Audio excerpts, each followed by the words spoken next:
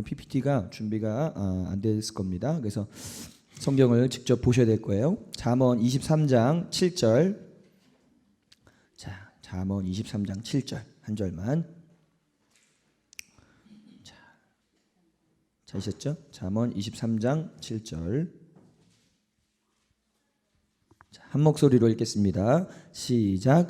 대저 그 마음의 생각이 어떠하면 그 위인도 그러한즉 그가 내게 먹고 마시라 할지라도 그의 마음은 너와 함께하지 아니함이라. 아멘.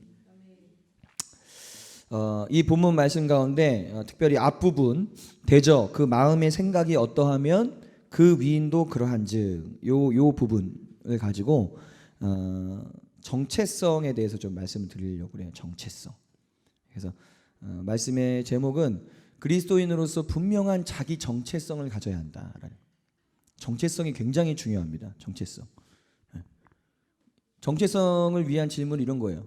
나는 누구인가? 옆으로 다시 한번 인사해요. 당신은 누구십니까? 이렇게. 당신은 누구십니까? 당신은 누구십니까? 이것에 대한 대답이에요. 당신은 누구십니까? 나는 누구입니까? 라는 것에 대한 대답. 그 대답에 대해서 우리는 여러분 뭐라고 대답하시겠어요? 나는 누구입니까? 당신은 누구입니까? 할 때 뭐라고 대답하는가가 바로 그게 여러분의 정체성이에요. 여러분 정체성. 근데 그것이 그냥 입으로만 고백한다고 그게 정체성이 되는 게 아니라 내가 실제로 그거를 믿고 있어야 되는 거예요. 실제로 내가 그걸 믿고 붙들고 있어야 되는 거예요. 아멘? 그게 내 정체성이 되는 거예요. 그러니까 이 나는 누구인가라는 질문은 이거는 뭐 사람이라면 다 하는 질문이에요. 사람이라면 이 질문을 할 수밖에 없어요. 도대체 나는 누구지?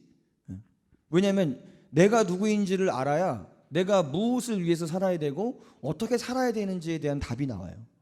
근데 이 질문에 대한 답을 발견하지 못하면 어떻게 살아야 될지를 모르는 거예요. 무엇을 위해서 살아야 될지를 모르는 거예요. 그러니까 사람들이 결국에는 이런 어떤 좀 철학적인 질문이지만 나는 어디로부터 왔으며 나는 누구이고 나는 어디로 가는가. 결국 이 세 가지에 대한 질문을 찾는 거예요. 인생은. 나는 어디로부터 왔고 나는 여기에 왜 있으며 나는 왜 존재하며 나는 무엇을 위해 살아야 되는가. 이게 인생에 있어서의 큰 질문. 이 세 가지의 질문에 답해야 돼요. 이 세 가지의 질문에 답을 발견한 사람이 진짜 성공한 사람이에요. 진짜 성공한 사람. 특별히 나는 누구인가라는 이 정체성. 이 정체성이란 건 뭐냐면 내가 나를 어떻게 인식하고 있는가, 내가 나를 어떻게 믿고 있고 나는 나에 대해서 어떻게 이해하고 있는가, 나는 나를 누구라고 하는가. 이것이에요. 정체성이라는 것은 결국. 그래서 과거에 내가 있고 현재에 내가 있고 미래에 내가 있을 거잖아요. 그래서 과거와 그리고 현재를 이어서 나는 누구인가, 그리고 앞으로에 대해서 그럼 나는 누구일 것인가, 이것에 대한 질문을 내 나름대로 하면서 답을 갖고 있는 것. 그것에 대해서 나는 누군가가 그렇게 질문한다면 저는 이런 사람이고 저는 이것을 위해서 삽니다 라고 대답할 수 있다면 그 사람은 정체성을 찾은 거죠. 그죠? 그래서 오늘 말씀해 보니까 대저 그 마음의 생각이 어떠하면 그 위인도 그러하다. 이 말은 뭐냐면 표준세 번역어로 보니까요, 무릇 그 마음의 생각이 어떠하면 그의 사람됨도 그러하다. 다시 말하면은 이걸 정체성이란 이 주제로 가지고 오면 이런 거예요.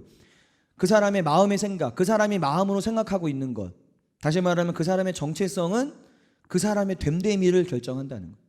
됨됨이라는 것은 그 사람의 성품, 그 사람의 기질, 그 사람의 행동, 이 모든 것을 그 사람의 정체성, 그 사람의 마음의 생각이 결정한다는 거예요. 되게 중요한 말씀이에요. 되게 중요한 말씀. 그렇기 때문에 우리 안에 이 정체성을 바르게 세우는 게 너무 중요한 거예요. 흔들리지 않는, 그리고 명쾌한, 명료한, 더구나 우리는 그리스도인이잖아요.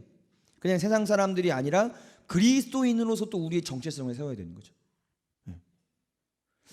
오늘날 보면 이제 많은 사회 문제들이 일어나요. 많은 사회 문제들이 일어나고 있는데 결국은 그 이유의 근본을 가만히 보면 뭐냐면 이 정체성의 문제예요. 뭐 청소년들이라든지 청년들, 뭐 어른들뿐만 아니라 이 정체성이 왜곡되어 있고 자기가 누군지를 몰라요. 그러니까 마음대로 살아도 되는 줄 알아요. 나는 이렇게 살아도 돼라고 스스로 생각하고 있는 거예요. 그게 자기의 정체성이다 보니까 그런 끔찍한 범죄들을 저지르면서도 때로는 죄책감도 느끼지 않는 이런 시대가 되고 있다는 거예요. 왜요? 정체성이 불분명한 거예요. 바르게 세워져 있지 않은 거예요. 그러다 보니까 뭐냐, 인생에 향방이 없어요. 그냥 뭐 자기 마음대로 사는 거예요. 그냥 인생이. 그냥 뭐 나는 이렇게 사는 존재야. 난 이렇게 살아도 돼라고 스스로 생각하고 스스로 믿고 그걸 자기 정체성으로 삼고 있기 때문에. 그래서 뭐 인생에 향방이 없다 보니까 그냥 즉흥적으로 내키는 대로 마음대로 살아가요. 근데 그러면 어떻게 돼요? 그러면 그럴수록 고통과 괴로움이 더해지죠. 그 마음의 공허함이 더해지죠. 그래서 그 공허함을 달래기 위해서 또 이런 거 저런 걸 막 찾기 시작해요. 그러다 보니까 사람이 중독에 빠지는 거예요. 중독에 왜 빠지느냐? 그만큼 공허함이 있기 때문에 중독에 빠지는 거예요. 아시겠어요? 사람이 빠져야 될 중독은 예수 중독밖에 없어요. 예수 중독. 그 외에 다른 중독은 그 사람의 마음이 뭔가 공허하기 때문에 중독에 빠지는 거예요. 그러니까 뭐 중독이란 거 아죠. 그러니까 그거 아니면 안 되는 사람이 있잖아요. 이거는 반드시 해야 되는.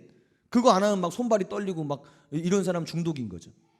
그러니까 그런 중독은 예수 중독 외에는, 난 예수님 만나지 않고는, 예수님의 말씀 듣지 않고는, 난 예수님과 함께하지 않고는 견딜 수 없어. 이런 중독은 빠져도 돼요.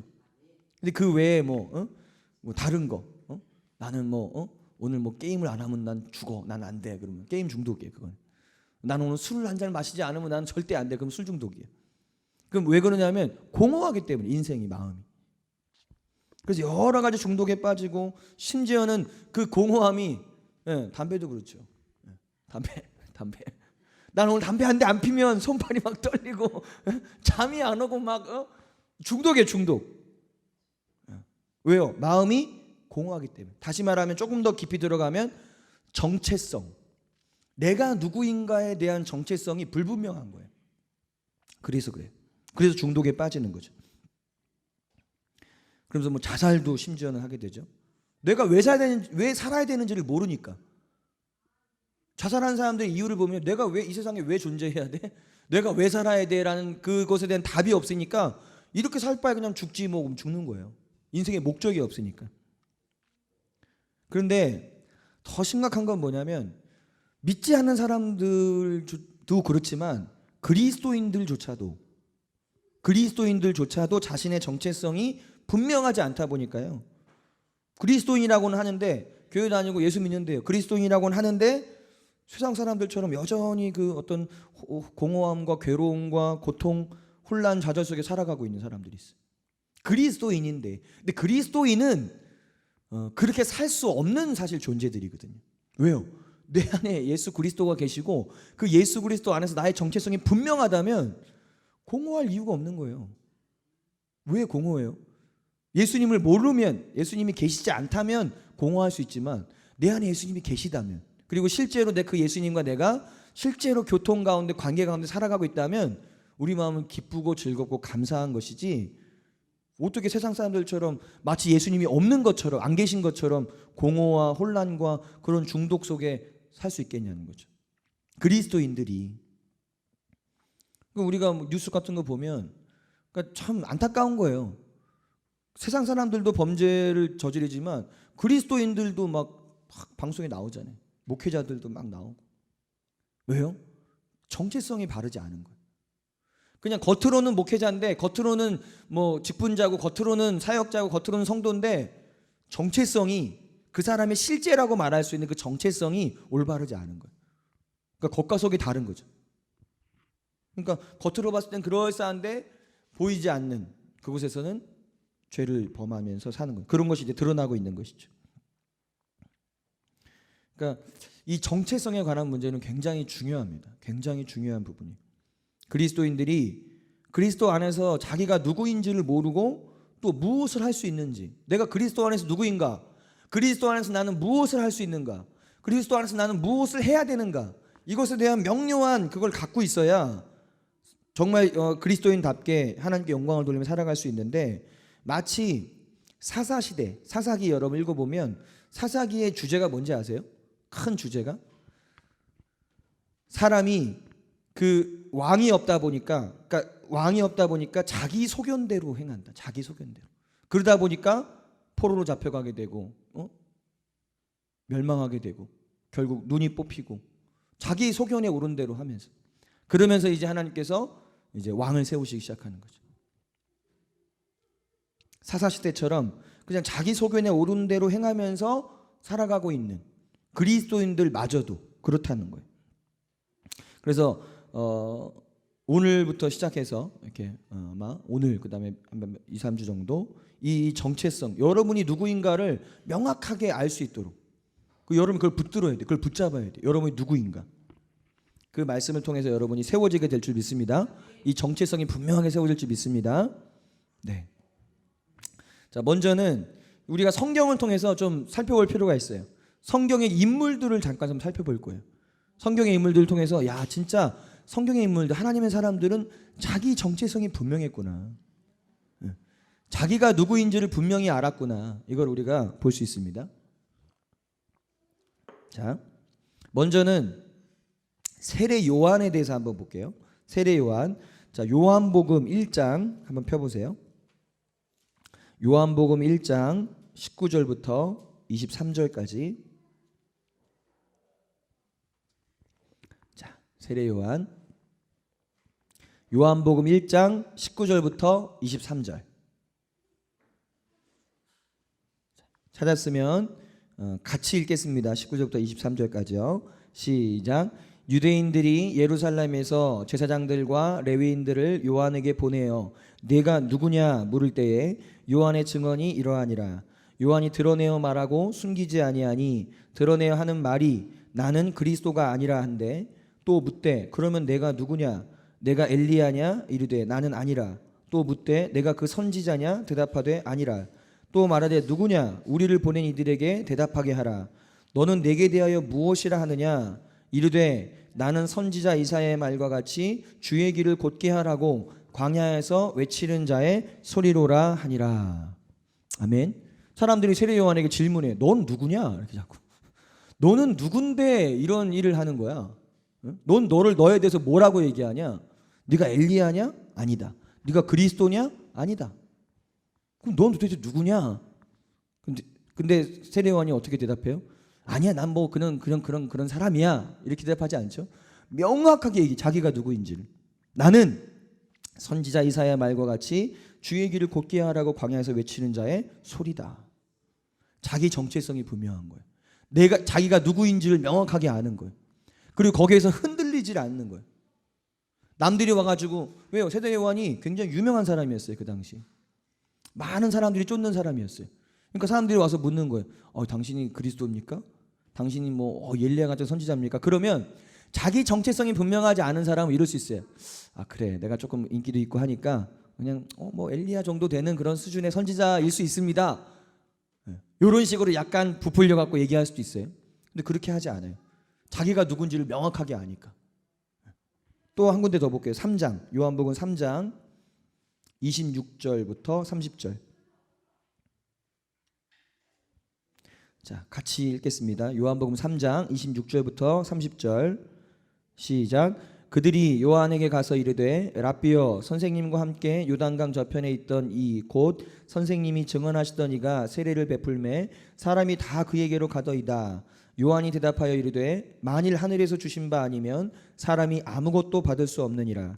내가 말한 바 나는 그리스도가 아니요 그의 앞에 보내심을 받은 자라고 한 것을 증언할 자는 너희니라.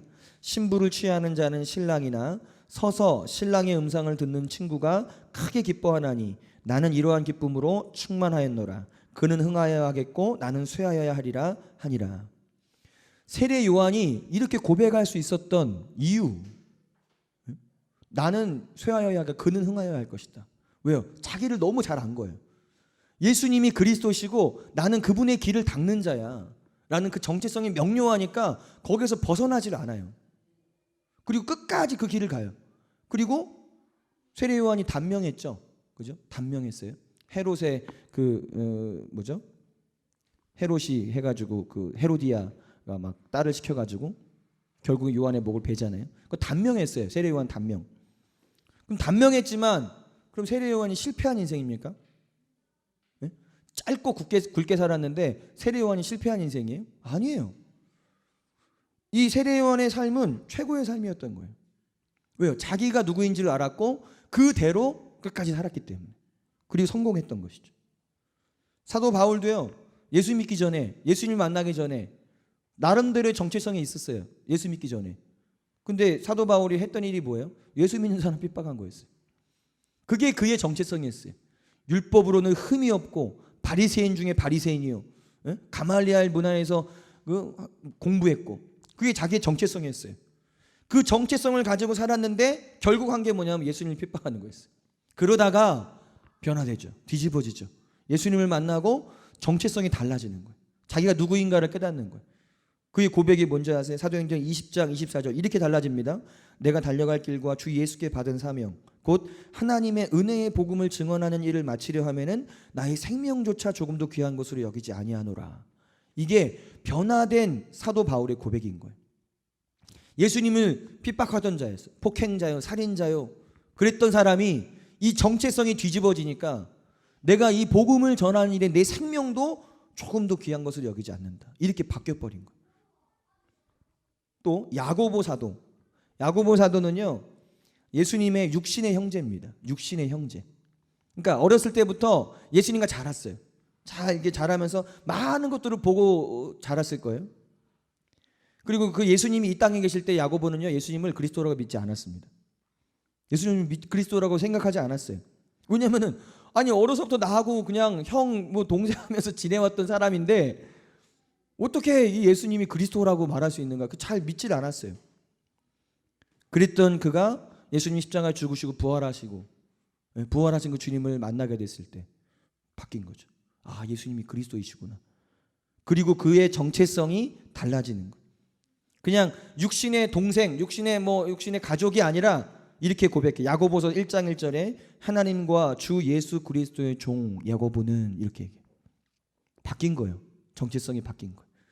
아, 나는 그냥 예수님의 육신의 동생이 아니라 하나님과 주 예수 그리스도의 종. 나는 그분을 섬기는 사람. 그분이 나의 주인. 그분이 나의 메시아. 이렇게 바뀐 거예요. 고백이. 베드로, 우리가 잘 알죠. 베드로. 실수투성이었던, 성격 급하고 실수투성이었던 베드로. 이 예수님의 수제자였던 이 베드로가 큰 소리 떵떵 쳤어요. 나는 예수님 끝까지 따라가겠습니다. 그러다가 3번이나 저주하고 부인했어요. 그랬던 사람이에요. 왜냐하면 그게 베드로의 정체성이었어요. 겉으로는 어떻게 보였을지 모르지만 아직 베드로의 안에 그 정체성은 그렇게 세워져 있었던 거예요. 그랬던 그가 이제 부활하신 예수님을 딱 만나죠. 요한복음 21장 사건이잖아요. 예수님을 만나고 그 안에서 자기가 누구인지를 다시 발견해요. 그리고 성령으로 이제 세례를 받고 성령으로 충만해져서 사도행전의 주인공이 되는 거예요. 그리고 나중에는 어떻게 됐어요? 처음에는 정체성이 불분명할 때는 예수님을 부인하고 저주하고 예수님을 배신했지만 정체성이 뒤집어진 다음에 성령으로 충만해진 이후에 어떻게 돼요? 십자가에 거꾸로 매달려 죽기까지 이렇게 바뀐 거예요. 예수님을 부인하고 거절했던 그 베드로가 예수님을 위해서 십자가에 거꾸로 못 박혀서 죽을 정도의 사람이 된 거예요. 정체성이 뒤집어졌기 때문에. 요한도 마찬가지죠. 우리 요한을 흔히 사랑의 사도라고 말 많이 해요. 그죠? 사랑의 사도. 근데 요한이 처음부터 사랑의 사도는 아니었어요. 보아너게라는 별명을 가진 우레의 사람, 번개의 사람. 그만큼 막 성격도 막 우락부락하고 막 그냥 한성격 했던 사람이에요. 한성격 했던 사람. 그래서 예수님을 믿지 않고 따르지 않는 사람들 향해서 가면서 예수님 하늘에 기도를 해가지고 불을 내려서 다 태워 죽여버릴까요? 이렇게 그렇게 얘기했던 사람이에요. 요한이요. 저 사람들 예수님 믿지 않고 예수님 따르지 않는데 하나님 제가 기도해가지고 예수님 기도해가지고 하늘에 불을 내려서 다 태워 죽여버릴게요. 그때 예수님 어떻게 해요? 막 꾸중해. 네가 지금 제정신이냐? 네가 지금 무슨 영에 이끌려서 하고 있는지 아냐 네가? 막 책망을 하시죠. 이랬던 사도 요한이 예수님을 제대로 이제 만나고 그의 정체성이 확 바뀌었을 때 사랑의 사도가 된 거예요. 그 요한일서를 읽어보세요. 사랑에 대한 이야기죠. 사랑에 대한 이야기. 사랑하는 자들아 우리가 서로 사랑하자. 우리가 서로 그 하나님이 우리 사랑하신 것처럼 우리도 서로 사랑하자. 어떻게 이렇게 뒤바뀌었습니까? 그의 정체성이 달라진 거예요. 자기가 누구인지를 정확하게 깨달은 거예요. 예수님도 우리가 한번 볼게요. 예수님. 이 정체성이 조금 불분명한 사람들의 특징 중에 하나, 뭐 전부는 아닐 수 있지만 그래도 이렇게 보면, 보편적으로 이렇게 보면 이렇게 나는이라고 잘 못해요. 나는 그렇습니다. 나는 이러이러합니다. 그러니까 약간 자기 주장을 잘 하질 못하게 되고, 정체성이 불분명하다는 말은 자존감이 자연스럽게 낮다는 얘기예요. 그러다 보니까 뭔가 이렇게 명확하게 자기 할 얘기를 잘 못하는 경향이 있을 수 있어요. 나는이라고 잘 하지 못하는데, 근데 예수님은요, 성경을 읽으면 사복음서를 가만히 읽어보세요. 나는이라고 자신 있게. 나는 무엇이다. 특히 요한복음 같은 거 읽어보면요, 나는 무엇이다. 나는 선한 목자라. 나는 뭐 양의 문이다. 나는 부활이요 생명이다. 나는 무엇이다. 아주 그냥 정확하고 명료하게 자기 자신에 대해서 선포하세요. 내가 이 땅에 왜 왔는지 성경 구절이 많지만 다 읽질 않겠습니다. 예수님이 이 땅에 오신 목적, 나의 양식은 나를 보내신 이의 뜻을 행하며 그의 일을 온전히 이루는 것이다. 자기가 이 땅에 왜 오셨는지를 명확하게 아시는 거예요. 나는 생명의 떡이다. 나는 하늘에서 내려온 살아있는 떡이다. 그러니까요, 가만히 보면, 예수님을 보면 그 당시에 사람들이 충격을 먹었을 거예요. 어떻게 저렇게 같이 얘기할 수 있지? 자기 자신에 대해서. 또 이렇게 말해요. 나는 그에게서 나는 하나님 아버지로부터 났고 그가 나를 보내셨다. 나는 문이다. 나는 구원의 길이다. 나는 길이요 진리요 생명이다. 계속해서 예수님이 말씀하신 게 뭐예요? 나는 무엇이다. 왜요? 예수님은 자기 정체성이 분명하셨던 분이에요. 분명하셨다. 심지어는 나와 아버지는 하나다. 나와 아버지는 하나다. 그 당시의 문화를 여러분 생각해 보세요. 유대인의 문화, 하나님을 얼마나 존귀하게 여겼던 그 문화겠어요. 근데 예수님이란 분이 나타나셔서 메시아라고 말씀하시면서 나는 하나님께로부터 나왔고 내가 하나님의 아들이다. 나와 아버지는 하나야. 그렇게 막 말하기 시작하는 거예요. 나는 포도나무고 너희는 가지야. 넌 날 떠나서 아무것도 할 수 없어. 막 이렇게. 그리고 요한복음 18장 37절에 아주 이제 결론적으로 선포하시죠. 빌라도가 이르되 그러면 내가 왕이 아니냐 이렇게 물어요. 왕이 아니냐? 그랬더니 예수께서 대답하실 때 네 말과 같이 내가 왕이니라. 내가 이를 위하여 태어났으며 이를 위하여 세상에 왔나니 이렇게 말. 내가 왕이다. 내가 왕이다. 예수님의 이 선포, 이게 어디서 나오는 거예요? 자기 정체성에서 나온 거예요. 자기 정체성. 물론 우리는 예수님이 아니에요. 그럼 예수님처럼 우리가 똑같이 말할 수는 없어요. 나는 문이다. 여러분 그렇게 말하면 큰일 나요. 이단되는 거예요. 나는 길이요 진리요 생명이다. 나는 진리다. 내 안에 나는 그걸 너무 일치시켜 버리면 이단되는 거예요. 잘못된 거예요. 근데 그런 사람들 좀 있는 것 같아. 너무 자기를 예수님하고 일치시키는 거예요. 물론 예수님 우리 안에 계시고 우리가 예수님 안에 있습니다. 그런데 우리가 예수님은 아니에요. 예? 너무 예수님하고 자기를 동격화시키는 사람들이 있고 너무 사도 바울과 자기를 좀 동격화시키는 사람들이 있어요. 위험한 거예요. 위험한 거예요. 진짜 이단스러운 거예요. 그런 거는 조심해야 됩니다. 예. 그렇지만 분명히 우리는 그리스도인이에요. 그리스도인이라는 말은 주님이 내 안에, 내가 주님 안에 있다는 사실이거든요. 주님이 내 안에 계시고 내가 그분 안에 있다. 이게 그리스도인이에요. 그렇기 때문에 우리는 그리스도 안에서 나는 누구인가 라고 말할 수 있어야 돼요. 여러분 그거 말할 수 있어야 돼요. 나는 그리스도 안에서 이런 사람입니다. 나는 그리스도 안에서 이런 존재입니다 라고 그걸 믿고 말할 수 있어야 된다는 거예요. 그게 여러분의 정체성이 돼야 된다는 거예요.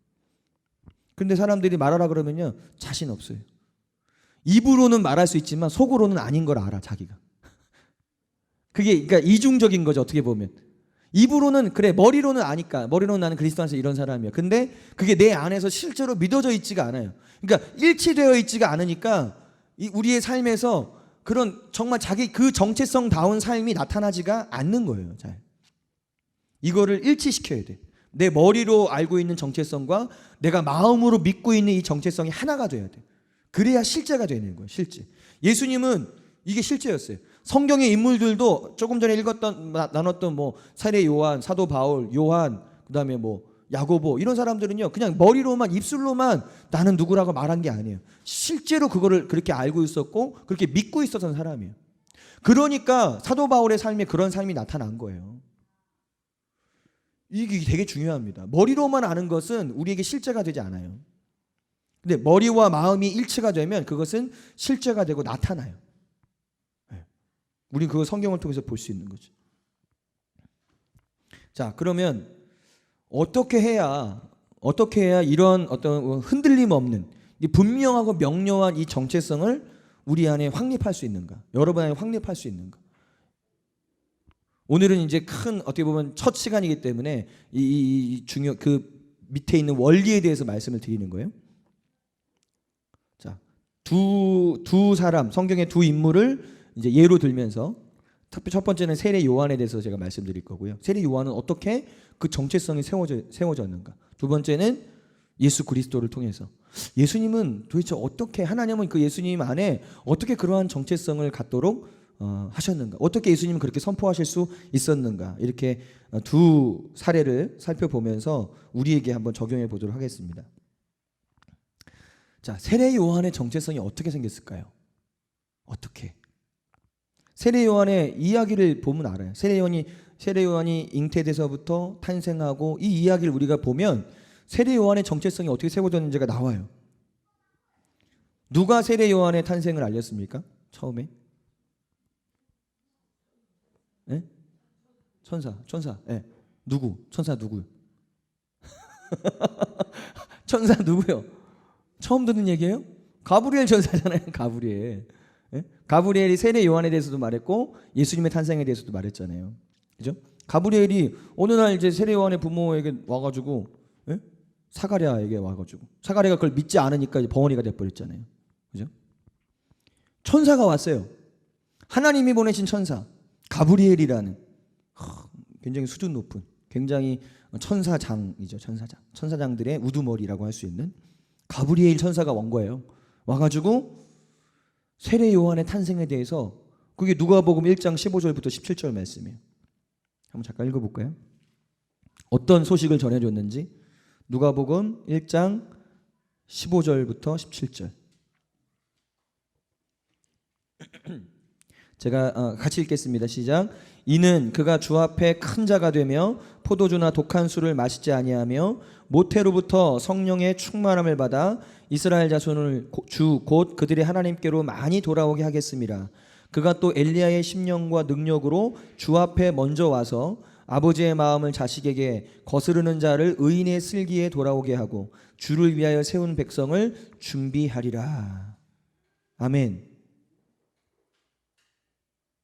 아멘. 네. 이게 지금 누가 전해준 말이에요? 천사가 와서 지금 그 사가랴에게 와서 전해준 말이에요. 하나님이 천사를 통해서 세례 요한이 어떤 아이가 될 것이고 이 아이가 앞으로 어떤 일을 할 것인지에 대해서 말씀하신 거예요. 그죠? 그 다음에 그러면은 생각해 보세요. 자, 세례 요한이 나중에 태어났습니다. 그러면 사가랴가 이 얘기를 해줬을까요? 안 해줬을까요? 네? 여러분이라면 해주겠어요? 안 해주겠어요?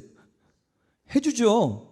당연히 들었을 거예요. 세례 요한이 자라는 과정에서 당연히 들었을 것입니다. 자기가 어떻게 태어나게 됐고 하나님이 천사를 통해서 어떤 말씀하셨는지. 또 그 다음에 1장 67절로 79절을 보면요, 좀 길어서 다 읽진 않겠습니다. 어떤 내용이냐면 부친 사가랴가 성령의 충만함을 받아서 예언하기 시작하는 거예요. 이 아이에 대해서 예언하기 시작하는 거예요. 성령 충만한 가운데 아버지가 사가랴가 성령 충만한 가운데 이 아이에 대해서 하나님이 주신 감동으로 막 예언하기 시작하는 거예요. 앞으로 이 아이를 통해서 하나님이 이렇게 하실 것이고 하나님 큰일을 행하실 것이다. 자, 이 예언을 들었을까요? 안 들었을까요? 세례 요한이 안 들었을까요? 당연히 들었죠. 당연히 들었죠. 또 이제 세례 요한이 태어났어요. 세례 요한이 그러면 구약 성경을 공부했을까요? 안 했을까요? 당연히 공부했겠죠. 네. 구약 성경을 공부하면서 이사야 선지자가 예언한 말씀을 들었을 거예요. 그게 아까 읽었던 요한복음 1장 23절 말씀이에요. 그러면서 깨닫게 된 거예요. 아, 자기가 누구인지에 대해서 깨닫게 된 거예요. 자기 정체성을 분명하게 알게 된 거예요. 하나님이 천사를 통해서 보내주신 말씀을 통해서, 또 자신의 부친 사가랴가 성령의 감동으로 예언한 말씀을 통해서, 그 다음에 기록된 성경을 공부하고 하는 가운데 자기가 누구인지를 깨달은 거예요. 아, 하나님 날 이렇게 부르셨고 나는 이런 사람이구나. 이것이 내 정체성이구나. 그리고 나서 나는 선지자 예사야의 말과 같이 주의 길을 예비하라고 보내신 광야에 외치는 소리다. 이렇게 선포한 거예요. 자, 세례 요한의 정체성 어떻게 생긴 겁니까? 하나님의 말씀으로 말미암은 거예요. 하나님이 천사를 통해서, 또 하나님이 예언의 말씀을 통해서, 그리고 기록된 성경을 통해서 자기가 누구인지를 깨달은 거예요. 다시 말하면 하나님의 말씀을 통해서 자기가 누구인지를 깨달았어요. 그게 세례 요한의 정체성이었던 거예요.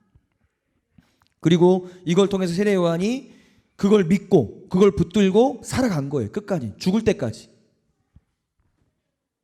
자, 예수님에 대해서도 나눠볼게요. 예수님. 자, 예수님 마태복음 3장입니다. 잘 아는 이야기지만 마태복음 3장을 한번 보시면 예수님이 처음 이제 공생애에 들어가는 그 사건이에요. 공생애에 들어가기 전에 이제 광야의 시험을 받으시는 그 사건이죠. 자, 3장 16절 17절을 먼저 읽겠습니다. 마태복음 3장 16절 17절 시작. 예수께서 세례를 받으시고 곧 물에서 올라오실새 하늘이 열리고 하나님의 성령이 비둘기같이 내려 자기 위에 임하심을 보시더니 하늘로부터 소리가 있어 말씀하시되 이는 내 사랑하는 아들이요 내 기뻐하는 자라 하시니라. 아멘. 예수님이 이제 물에서 세례를 받으시고 탁 올라오셨어요. 이제 예수님이 공개적으로 알려지시는 거예요. 모든 이스라엘 민족에게 자기 자신을 드러내시는 사건이에요. 드러내시는 사건. 그때 세례를 받으시고 올라오실 때 하늘의 문이 열리고 성령이 비둘기처럼 자기 위에 임하심을 보시더니 그 다음에 하늘로부터 소리가 있어. 누가 말씀하신 거예요? 하나님 아버지께서, 하늘 아버지께서 그 예수 그리스도에 대해서 선포하신 거예요. 이는 내 사랑하는 아들이요 내 기뻐하는 자라. 선포하셨어요. 공개적으로 선포하셨어요. 그 자리에 있는 모든 사람들이 들을 수 있도록. 아, 이분이 하나님의 아들이요 하나님이 기뻐하시는 자구나. 이거 뭘 선포하신 거예요? 지금 하나님께서 예수님의 정체성을 선포하신 거예요. 예수님의 정체성. 이는 내 사랑하는 아들. 너는 내 사랑하는 아들이고 내 기뻐하는 자야. 이 정체성이 예수님이 공생의 사역을 시작하기 전에 딱 하나님께서 선포하신 거예요. 그런데 그 뒤로 바로 이제 4장에 이어서 뭐가 나와요? 광야에 들어가시죠. 성령에 이끌려서 광야로 들어가셔서 시험을 받으세요. 근데 이 마귀의 시험이 무슨 시험이었냐면 이 예수님의 정체성을 흔드는 시험이었어요. 결국엔. 보세요. 그 내용을 우리가 다 읽지는 않겠지만 이 말씀을 우리가 보면 알잖아요. 무슨 내용이 3번 마귀가 와서 시험을 하잖아요. 네가 하나님의 아들이면 돌을 명해서 떡이 되게 해라. 또 네가 만일 하나님의 아들이면 성전 꼭대기에서 뛰어내려라. 그럼 천사들이 네 발을 붙들어주지 않겠냐. 그 다음에 세 번째 뭐였어요? 나에게 절해라. 그럼 내가 이 모든 거 너에게 다 줄게. 세상에 있는 거 다 줄 테니까 나에게 절해. 이거는 뭐냐면 예수님의 하나님의 아들됨, 하나님께서 이미 선포하신, 이미 너는 내 사랑하는 아들이고 내 기뻐하는 자야. 그 하나님이 말씀하신 거잖아요. 그 말씀에 대해서 끊임없이 도전하는 거예요. 지금 이 원수 마귀가 와서 이렇게 하는 거예요. 네가 진짜 하나님의 아들이면 돌이 떡이 되게 만들어야지. 그 정도는 해야 하나님의 아들이라고 할 수 있지 않겠어? 이거예요. 네가 만일 하나님의 아들이라면 돌이 떡이 되게 해봐.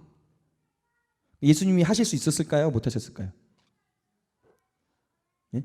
예수님이 돌이 떡이 되게 하실 수 있었을까요? 못했을까요? 당연히 하실 수 있죠. 당연히 하실 수 있죠. 근데 왜 안 하셨어요? 만약에 예수님이 그렇게 하셨다면 어떻게 됐을까요? 하나님이 이미 하신 말씀, 그것에 대해서 부인하는 거예요. 하나님 이미 말씀하셨어요. 그런데 자기가 하나님의 아들을 증명하기 위해서 그렇게 해버린다면 하나님이 하신 말씀 뭐가 돼요? 하나님이 하신 말씀이 뭐가 되냐고요. 그게 무시되는 거예요. 마귀가 원하는 게 바로 그거예요. 이 원수 마귀가 공격하는 게 뭐냐면 이미 하나님이 말씀하신 게 있어요. 이미 하신 말씀이 있어요. 근데 그것에 대해서 자꾸 그걸 부인하게 만들고 그걸 무시하게 만들고 하는 거예요. 그게 예수님을 지금 시험하고 있는 겁니다. 이 정체성. 이런 거예요. 오늘날도 원수마귀는 동일하게 우리를 이렇게 시험해요. 네가 하나님의 아들이야? 네가 하나님의 딸이야? 그럼 뭘로 증명할래? 뭘로 증명하실래요? 축복을 많이 받아서 네가 성공한 걸 보여야 좀 네가 하나님 아들이라고 말할 수 있지 않겠냐? 네가 좀 많은 능력과 기적을 행해서 그래야 네가 하나님의 아들, 딸이라고 네가 좀 말할 수 있지 않겠냐? 그걸 증명해 보일 수 있지 않겠냐? 네가 영적으로 굉장히 고상하고 영적으로 굉장히 거룩해 보이고 어떤 그런 성품과 그런 성숙함을 보여야 네가 하나님의 아들이라고 말할 수 있지 않겠냐? 그걸 네가 증명해. 그럴싸하죠. 그래야 될 것 같죠. 그런데 이렇게 되면 하나님이 이미 말씀하신 건 뭐가 돼요? 저와 여러분들이 예수님을 믿고 거듭나는 순간 또 동일한 일이 벌어지는 거예요. 너는 내 사랑하는 아들이요 내 기뻐하는 자야. 하나님 선포하신 거예요. 그럼 우리가 그것을 믿고 감사하면서 살아가면 되는 것인데 그게 아니라 그걸 증명해 보이기 위해서 내가 하나님의 아들이 되려면 그래도 이 정도는 돼야 되지. 증명해 보이기 위해서 살아간다? 그 말은 이 원수마귀의 이 시험, 유혹에 지금 넘어간 거예요. 예수님은 단호하셨어요. 예수님은 당연히 돌을 떡으로 만드실 수 있었고 성전에서 뛰어내리면 천사들이 당연히 받들 것이고 다 알고 계셨어요. 그러나 그렇게 하지 않아요. 왜요? 그것은 하나님을 시험하는 것이 되기 때문에. 하나님이 이미 우리에게 나에게 선포하신 그 말씀에 대해서 내가 믿지 않는다는 것을 보여주는 거예요. 그것은. 그러니까 예수님 안 하셔요. 그러면서 단호하게 기록되었으되 사람이 떡으로 살 것이 아니라 여호와의 입에서 나오는 말씀으로 살 것이다. 또 기록되었을 때 주 너의 하나님을 시험하지 말라. 기록되었을 때 오직 주 너의 하나님께만 경배하라, 예배하라고 했다. 계속 기록되었을 때. 그게 뭐예요? 예수님의 정체성은 자기가 어떤 능력을 행해서 자기가 아들이 되는 게 아니고 나는 이미 아들인 거예요. 나는 이미 하나님이 말씀하신 그 말씀 때문에 나는 이미 아들인 거예요. 계속 그걸 말씀하신 거예요. 그 말씀 위에 쓴 거예요. 말씀이. 이게 너무 중요해. 이게. 예수님이 어떻게 이 놀라운 그 공생애를 사역하시면서 물론 하나님이셨어요. 그러나 사람이셨어요. 그냥 예수님은 하나님의 아들 신이시니까 그렇게 살 수 있었던 것이 아니에요. 신이시면서 사람이셨기 때문에 동일하게 성령의 능력을 힘입어서 이 땅 가운데 분명한 자기 정체성을 가지고 사신 거예요. 근데 그 정체성이 어디에 있었냐? 하나님의 말씀 위에 있었다는 거예요. 하나님의 말씀이. 자신의 어떤 자기가 갖고 있는 자기가 소유하고 있는 어떤 그런 거, 자기가 행할 수 있는 능력 이런 것이 아니라 하나님 말씀 위에 서 있었다는 거예요. 여러분, 이것이 여러분의 정체성이 온전하게 세워질 수 있는 길이에요. 여러분의 정체성을 여러분의 감정에 두면 안 돼요. 내가 이럴 때는 좀 하나님의 아들인 것 같고 저럴 때는 하나님의 좀 아들이 아닌 것 같고 또 다른 사람의 말에 의해서도 여러분의 정체성이 흔들리면 안 돼요. 다른 사람이 봤을 때 네가 야 그따위를 하는데 네가 하나님의 아들이냐? 네가 그따위를 하는데 하나님의 딸이냐? 물론 우리가 하나님의 아들이고 하나님의 딸이면서도 실수할 수 있어요. 인간이니까 넘어질 수 있어요. 그런데 그렇다고 해서 그 사람이 하나님의 아들이 아닌 게 아니에요. 그랬다고 해서 그 사람이 하나님의 딸이 아닌 게 아니라고요. 근데 원수마귀는 그리고 세상 사람들은 계속 그런 식으로 네가 이런 식으로 하는데 하나님의 딸이야? 그러면 이렇게 생각이 되는 거죠. 그래 맞아. 내가 이렇게 사는데 하나님의 딸이야? 이렇게 또 이제 들어가기 시작하는 거예요. 그러면서 어떻게 믿어요? 나는 하나님의 딸이 아닌 거야. 난 하나님의 아들이 아니야. 이제 그럼 옆에서 이제 원수마귀가 막 박수면 잘한다. 그래 계속 그렇게 생각해라. 그래 계속 그렇게 믿어라. 그럼 어떻게 해요? 자기 믿은 대로 대저 사람의 마음의 생각이 어떠하면 그 사람도 그러하니 그렇게 믿게 만드는 거예요. 자기 자신을 그렇게 믿게 만드는 나는 패배자야. 나는 그래 하나님 딸이 아닌 것 같아. 자꾸 그런 식으로 믿게 만들어요. 그러면 실제로 그렇게 되기 때문에. 여러분의 감정에 의해서 여러분의 정체성이 결정되는 게 아니에요. 다른 사람의 말에 의해서 여러분의 정체성이 결정되는 게 아니에요. 아시겠어요? 누가 얘기했든 여러분의 부모님이 여러분에게서 뭐라고 얘기했든 그것이 여러분의 정체성이 아닙니다. 뭐가 우리의 정체성이에요? 하나님의 말씀. 아멘이시죠? 이거예요, 이거. 다른 데 여러분의 정체성을 두지 마세요. 네? 교회가 크면 하나님의 아들로 성공한 거고 교회가 작으면 실패한 겁니까? 그런 식으로 생각하니까 안 되는 거예요. 교회가 크든 작든 내가 많은 걸 소유하고 있든 소유하지 않고 있든 나는 하나님 말씀에 그냥 나는 하나님 아들인 거예요. 그게 내 정체성인 거예요. 오늘 아멘이 크네요. 그 은혜가 된다는 말씀이겠죠? 은혜가 되셔야 당연하죠. 이거 하나님이 원하시기 때문에. 그러니까 저와 여러분들의 정체성은 예수님처럼, 그리고 세례 요한처럼, 다른 많은 성경의 인물들처럼 하나님의 말씀 위에 있어야 돼. 눈에 보이는 성공이나 축복이 아니라 어떤 많은 능력이나 기적을 행하는 그런 것이 아니라 고상하고 뭐 영적인 거룩한 뭐 그런 모습을 보여서가 아니라 단지 하나님께서 나에게 뭐라고 말씀하셨는지 그것을 믿고 그 위에 내가 누구인지에 대한 정체성을 둬야 되는 거예요. 그래야 흔들리지 않아요. 한 군데 말씀을 또 볼게요. 요한복음 10장이에요. 요한복음 10장 30절부터 38절.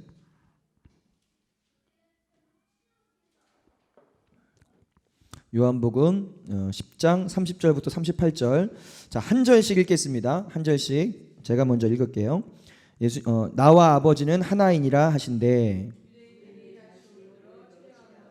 예수께서 대답하실 때 내가 아버지로 말미암아 여러 가지 선한 일로 너희에게 보였거늘 그 중에 어떤 일로 나를 돌로 치려 하느냐.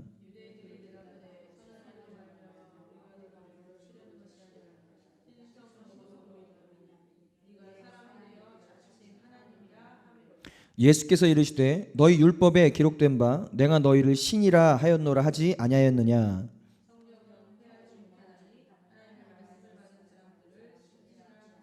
하물며 하나님께서 거룩하게 하사 세상에 보내신 자가 나는 하나님의 아들이라 하는 것으로 너희가 어찌 신성모독이라 하느냐.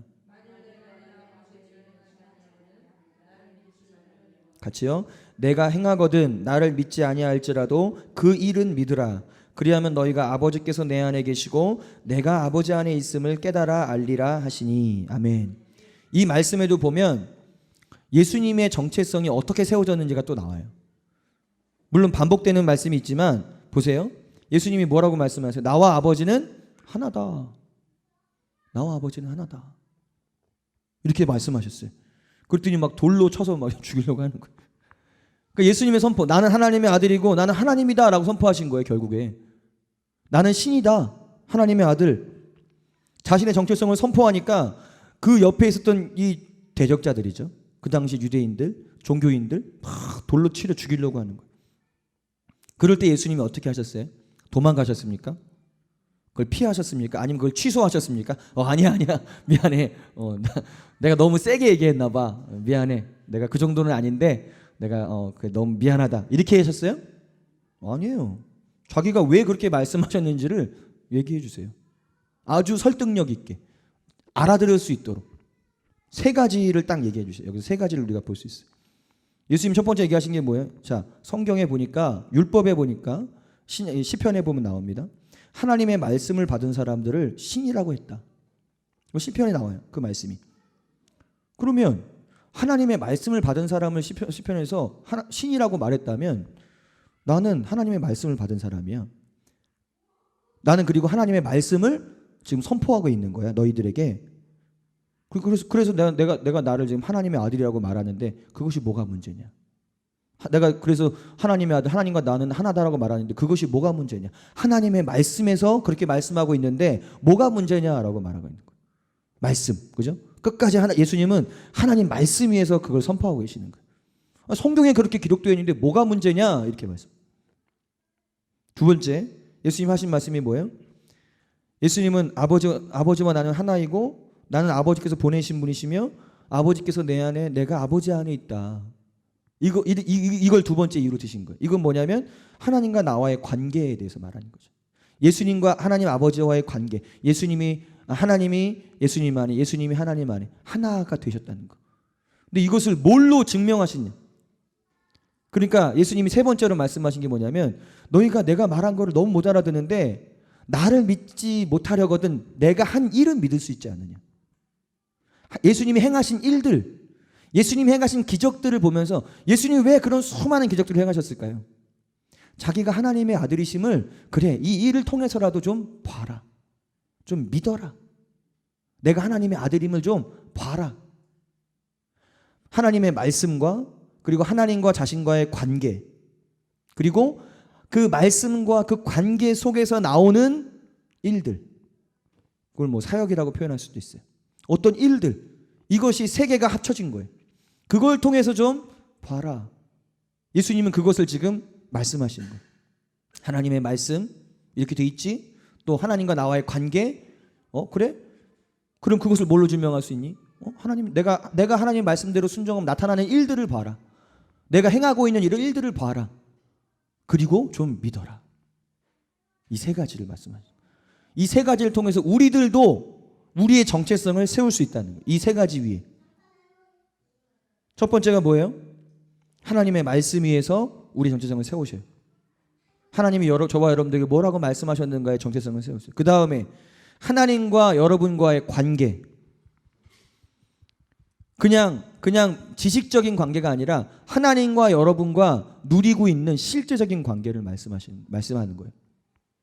그러니까 신앙생활을 하면서 우리의 정체성이 바르게 세워지려면 하나님 말씀 위에 서 있을 뿐만 아니라 그분과 나와의 실제적인 교제, 주님이 내 안에 내가 주님 안에, 주님과의 사귐이라고 말할 수 있는, 사도 요한이 말한 사귐, 이 사귐이 실제 내 안에 있어야 되는 거예요. 그것이 우리의 정체성을 형성하는 거예요. 그냥 지식적으로만 교회 왔다 갔다 하고 신앙생활 한다고 해서 그 사람의 정체성이 올바로 세워지는 것이 아니라 말씀 위에 있을 뿐만 아니라 주님과의 실제적인 그 교제와 사귐이 있을 때 그 사람의 정체성이 세워진다는 말이에요. 그러면 어떻게 되겠어요? 이렇게 세워져 있는 사람에게 나타나는 게 있겠죠. 그 사람의 삶에, 그 사람의 삶 속에서 하나님이 행하시는 일들이 드러나기 시작하는 거예요. 그 사람의 말을 통해서, 그 사람의 행동을 통해서 하나님이 행하시는 어떠한 일들이 나타나기 시작한다. 그거를 일으키는 것이 아니라, 그걸 일으키려고 노력하는 것이 아니라, 또 다른 말로 이걸 일으켜가지고 내가 증명되려고 하는 것이 아니라 그냥 나타나지는 거예요. 나타나지는 거예요. 이 모든 걸 보면서, 이 모든 걸 통해서 내가 누구인지를 우리는 알 수 있고, 다른 사람들도 우리가 누구인지를 알 수 있게 되는 거예요. 아멘? 네. 이 세 가지를 꼭 기억하세요. 이거는 떨어져 있는 것이 아니라 하나로 엮여져 있는 것입니다. 말씀과 그리고 그분과의 관계와 그리고 그 안에서 나타나지는 일들, 사역들. 결국 목회도 사역도 여러분이 하는 모든 일들이 여기에서 나와야 되는 거예요. 하나님의 말씀과 그분과의 관계에서부터 나오는 것이어야 되는 거예요. 그게 진짜인 거예요. 그리고 그렇게 될 때 진짜가 흘러나와요. 그래서 하나님께서 행하신 일들을 사람들이 보면서, 내가 보기도 하고 다른 사람들이 보면서, 와, 진짜 하나님이 우리를 통해서 이렇게 일하시는구나, 우리를 이렇게 부르셨구나, 저 사람을 그렇게 부르셨구나, 이렇게 인정할 수 있게 되는 것이죠. 그 사람의 정체성을 우리가 볼 수 있게 되는 것이죠. 그래서 이제 결론적으로 세 가지만 여러분들에게 말씀드리겠습니다. 오늘 전체적으로 봤을 때 이해가 팍팍 되시죠? 오늘 정체성이 얼마나 중요한지, 그리고 어떻게 이 정체성이 세워질 수 있는지. 첫 번째로 여러분들이 해야 될 것은 뭐냐면요, 말씀 안에서, 성경 안에서 예수 그리스도가 누구이신가를 발견하셔야 돼요. 성경을 통해서, 기록된 하나님의 말씀을 통해서, 또는 설교든지 가르침을 통해서 그리스도가 누구신가, 그리고 그분이 행하신 일이 도대체 무엇인가를 여러분이 발견하고 그것을 붙들어야 돼요.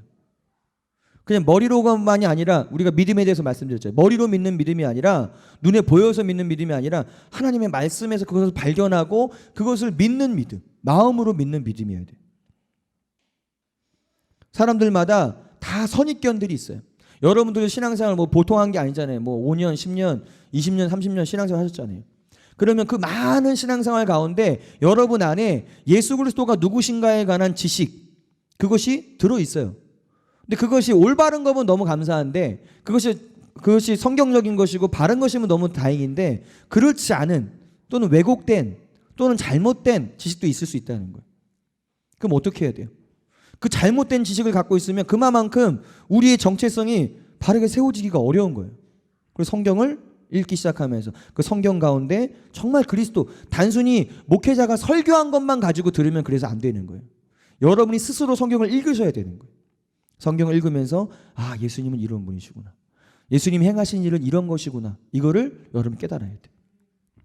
두 번째, 사람들이 조금 오해하는 경향이 있는데 그게 뭐냐면 내 안에 계신 그리스도, 여러분 안에 계신 그리스도와 그리스도 안에 있는 나, 이거 잘 이해가 되세요? 내 안에 계신 그리스도가 있고 그리스도 안에 있는 나, 이 두 가지가 함께 있죠. 주님이 내 안에, 내가 주님 안에 있는 것이니까. 이거 사이에서 균형을 잘 잡아야 돼요. 균형이 중요해요. 어떤 목사님의 책에 제가 이런 글을 본 적이 있어요. 내 안에 계신 그리스도를 중요하게 여기고 강조하는 것보다 그리스도 안에 있는 나를 더 중요하게 여기고 강조하는 것은 미혹이다. 이해가 되세요? 내 안에 계신 그리스도, 그러니까 그리스도가 초점이죠. 이것은 그것을 강조하는 것보다 그리스도 안에 있는 나를 더 강조하는 것, 이것은 미혹이다. 이렇게 얘기하는 적을 제가 읽은 적이 있어요. 100% 맞는 얘기예요. 100% 맞는 얘기인데 저는 여기서 또 다른 미혹이 있다는 걸 말씀드리고 싶어요. 자, 내 안에 계신 그리스도를 강조하느라, 내 안에 계신 그리스도만을 강조하느라 그리스도 안에 있는 나를 가볍게 여기는 거, 이것도 미혹이에요. 둘 다 치우치면 안 되는 거예요.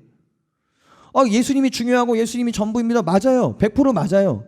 그런데 그러느라고 그 주님만을 추구하고 주님만을 추구하느라고 그분 안에 있는 나를 발견하지 못하는 거, 그분 안에 있는 나에 대해서 얘기하지 않는 거, 그걸 믿지 못하게 하는 거, 이것도 미혹이라는 거예요.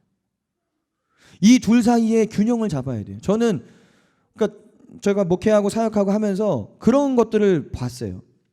주님을 사랑하고 주님을 굉장히 추구하고 주님 아니면 안 된다고, 주님이 전부입니다라고 고백하고 따라갈 추구해요. 좋아요. 좋은데 뭘 느꼈냐면, 그래, 근데 주님과 내가 약간 분리되어 있는 거예요. 다시 말하면 내 안에 계신 주님은 너무 중요한데 주님 안에 있는 나는 별로 중요하지 않아요. 이거 미혹입니다. 저는 이거를 발견하게 된 거예요. 이럴 수 있구나. 왜요? 이 둘 사이에 균형이 안 잡혀 있으니까. 그리고 제가 계속해서 말씀드리는 게 뭐예요? 율법적인 사고방식, 이분화시키는 거, 이원론적인 사고방식이 결국 그렇게 만드는 거예요. 주님과 우리를 연결되어 있어야 되는데, 주님 사랑과 이웃 사랑이 연결되어 있어야 되는데 그게 자꾸 분리된단 말이에요. 그래서 주님은 뜨겁게 사랑하는 것 같은데 사람들을 사랑하진 않아. 가면 주님은 굉장히 사랑하는데 냉랭해요. 별로 이게 뭐 사랑이 별로 안 느껴지고 뭔가 따뜻함이 별로 없고. 교회는 그러면 안 되거든요.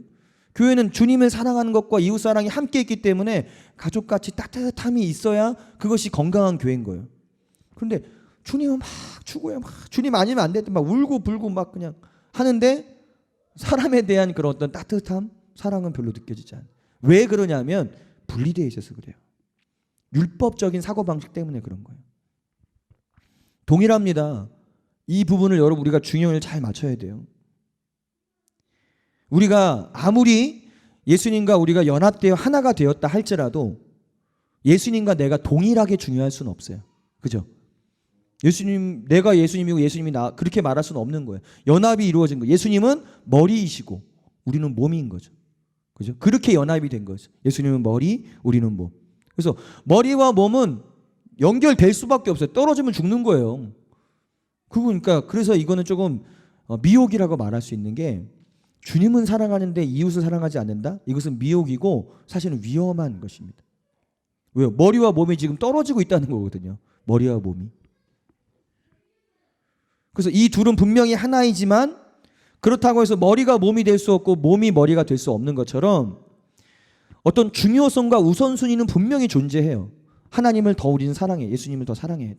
내 몸과 마음과 뜻과 정성과 힘을 다해 주 너의 하나님을 사랑하고. 이거 우선순위예요. 무엇이 더 중요한가? 우선순위. 그렇지만 이것과 연결되어서 내 이웃을 사랑하라고 말씀하신 것처럼 이 우선순위를 잘 지키면서 누가 머리인가 누가 몸인가를 잘 구별하고 인식하고 있어야 된다는 거예요.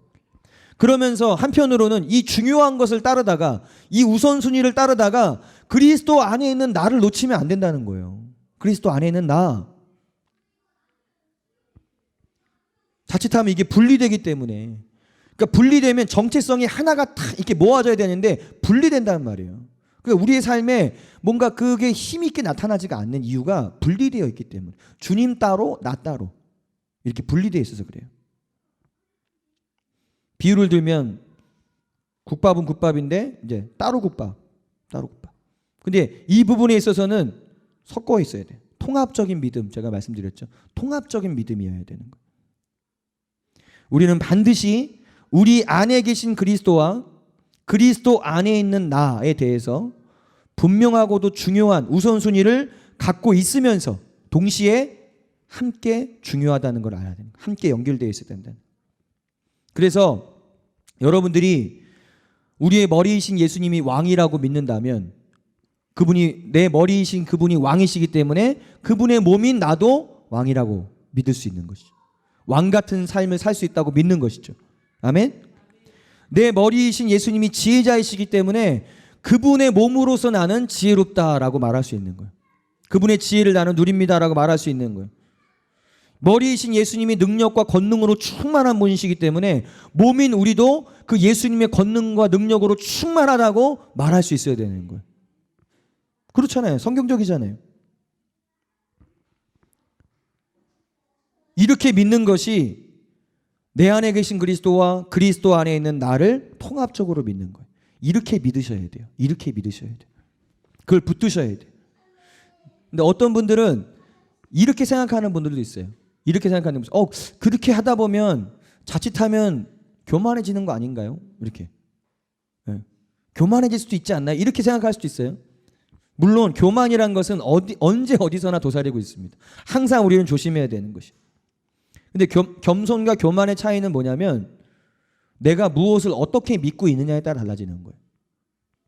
내가 마치 나는 하나님이야, 하나님처럼 될 수 있어. 이건 완전히 교만인 거고, 나는 하나님을 섬기는, 하나님을 믿는, 하나님을 따르는 그런 사람이야. 나는 창조주가 아니야. 나는 피조물이야. 피조물.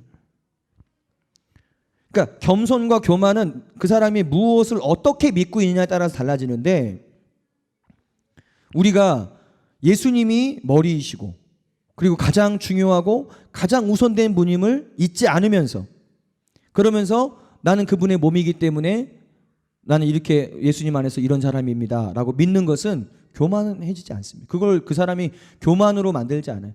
균형을 놓치면 교만해질 수 있어요. 치우치기 때문에. 그래서 막 내 안에 계신 주님보다 그리스도 안에는 내가 더 중요하니까 막 이렇게 올라갈 수 있어요. 그건 교만해지는 거예요. 그건 치우친 거예요. 그러나 이 균형을 잘 잡으면서 간다면 교만해지지 않습니다. 오히려 그 믿음으로 말미암아 우리는 더 겸손해질 수 있어요. 왜요? 그것은 내가 잘나서 된 게 아니라 머리이신 그분 때문에 내가 그렇게 된 것이니까. 그걸 안다면, 그걸 믿는다면 오히려 겸손하고 오히려 감사하고 오히려 그렇게 될 수 있는 것이죠. 그래서 우리의 믿음이 사도행전에 나오는 말씀처럼 예수로부터 난 믿음이라고 말합니다. 예수로부터 난 믿음.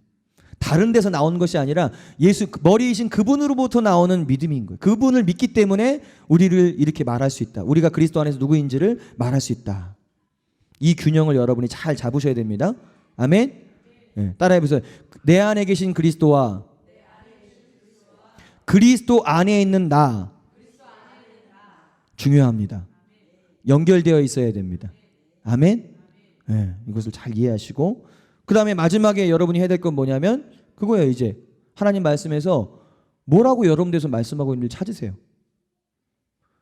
성경은 하나님에 대해서 얘기해요. 하나님이 누구신가. 그리고 성경은 또 그 그리스도 안에, 예수 그리스도 안에 있는 그 성도들과 교회들에 대해서 얘기해요. 어떤 존재들인지, 어떠한 사람인지를 얘기해요. 그리고 또 성경은 그 그리스도인들과 그 교회 공동체가 어떻게 살아야 되는지에 대해서 얘기해요. 크게 이 세 가지를 얘기하는 거예요. 하나님은 누구신가? 그 다음에 그분 안에서 나는 누구인가?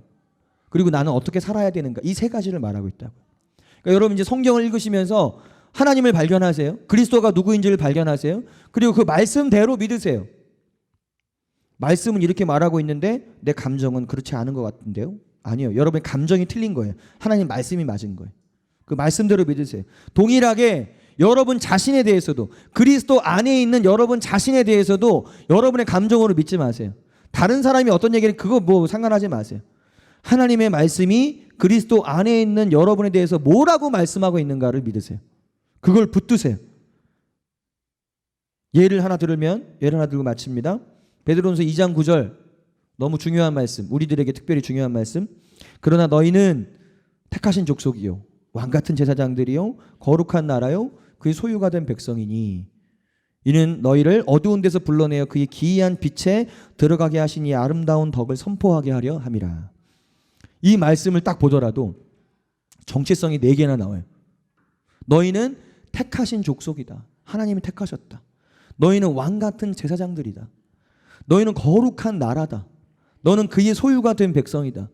이게 정체성, 여러분에 대해서 말하고 있는 거예요. 우리에 대해서 얘기하고 있는 거예요. 그러면 아멘. 주님은 나는 주님이 택하신 족속입니다. 주님, 나는 왕같은 제사장입니다. 주님, 나는 거룩한 나라입니다. 나는 그분의 소유가 된 백성입니다. 이것을 믿기 시작하는 거예요. 이걸 붙들고 믿기 시작하면 여러분의 정체성이 그 말씀대로 세워지기 시작하는 거예요.